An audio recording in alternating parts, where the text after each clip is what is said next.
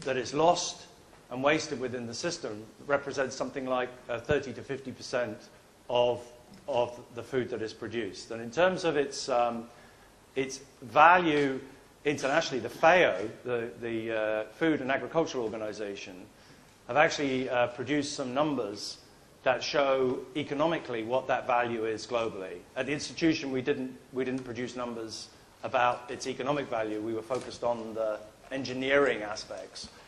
The opportunity, if you reduce losses, is about 100 billion a year opportunity.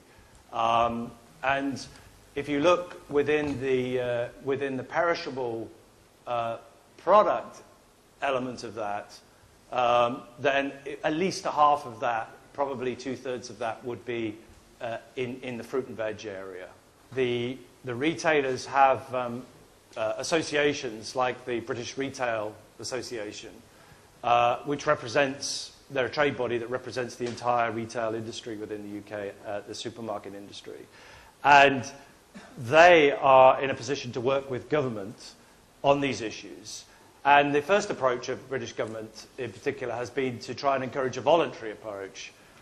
So you probably come across the Courtaulds Agreement, for example, in which these practices of procurement and sales promotion are addressed.